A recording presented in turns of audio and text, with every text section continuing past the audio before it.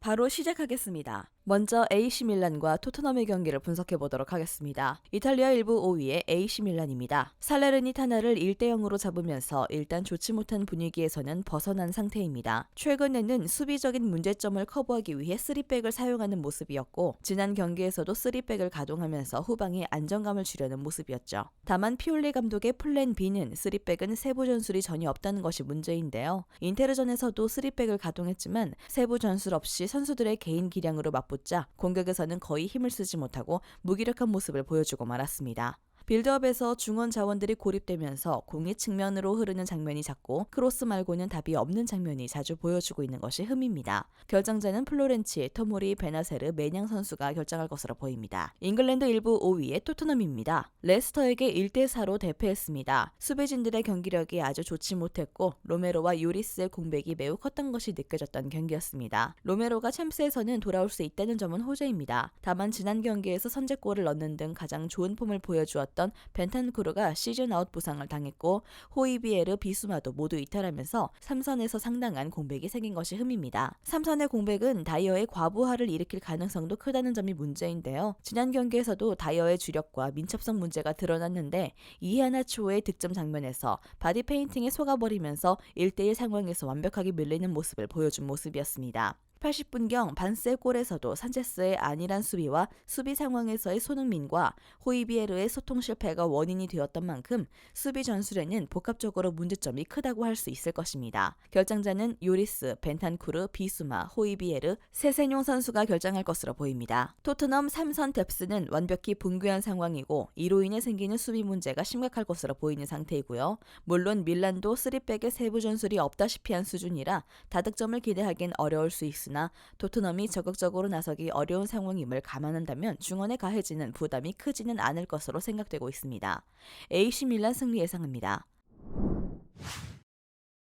마지막으로 PSG와 민헨의 경기를 분석해 보도록 하겠습니다. 프랑스 1부 1위의 파리 생제르맹입니다. 모나코에게도 2대3으로 패하면서 2연패입니다. 리그에서 확실하게 자신들이 압도할 수 있는 경기가 아니면 승리를 챙기지 못하는 좋지 못한 흐름을 타고 있는데 뮌헨전을 대비한 로테이션을 돌렸나 싶을 정도의 스쿼드였긴 했지만 경기력의 최악이었던 점은 부정하기 어려울 듯합니다. 올 시즌 파리 생제르맹의 약점은 압박에 매우 약하다는 점인데요. 모나코가 중원을 두텁게 가져가면서 2대1 혹은 3대1 상황을 만들자 온더볼 성향이 강한 선수들이 상당히 고전하는 모습이었고 특히 비티냐의 공을 끄는 단점이 상당히 부각되는 모습이었습니다. 은바페와 메시의 공백을 메워야 할 네이마르도 부상 회복이 잘 되지 않는 듯한 모습을 보여준 것은 덤이었습니다. 결정자는 은바페, 메시, 베라티, 무키엘레, 산체스 선수가 결정할 것으로 보입니다. 독일 1부 1위의 바이에른 뮌헨입니다. 후반기 초반에는 연속 무승부를 기록했으나 점점 경기력을 끌어올리는 상태입니다. 현재 리그에서 3연승을 기록 중이고 3경기 연속으로 3득점 이상을 기록하면서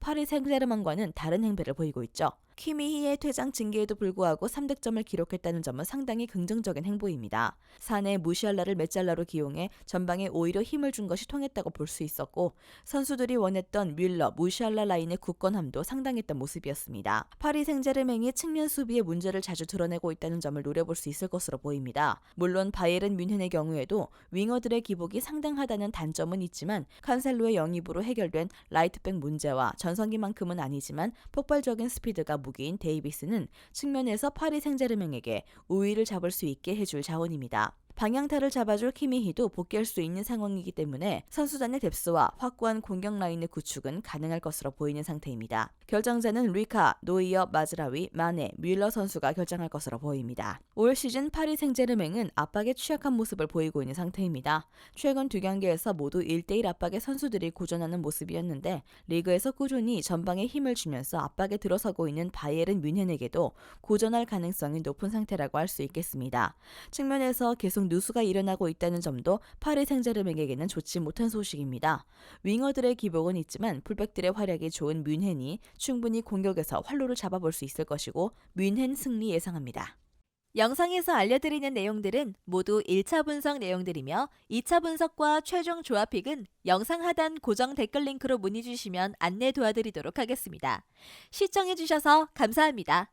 아직도 혼자 분석하고 계신가요? 이슬TV 스포츠 정보방에서는 실시간 스포츠 커넥션을 통한 소통하는 관리 시스템으로 확실한 수익을 전해드리고 있습니다. 정보방 입장 조건은 없으며 일반인들은 쉽게 접할 수 없는 배당 흐름 분석, 모든 경기 라인업과 결장자, 마지막으로 분석 모델링을 통한 최종 조합비까지 무료로 제공해드리고 있습니다. 물론 마음에 안 들면 둘러보시고 나가셔도 됩니다. 혼자 하면 단기간으로 수익을 볼 수도 있겠지만 함께 하면 장기간으로 꾸준한 수익이 가능합니다. 정보방 무료 참여하시고 꾸준한 수익을 원하시는 분들은 영상 고정 댓글 링크로 문의 주시면 안내 도와드리겠습니다. 늦지 않았습니다. 함께 합시다.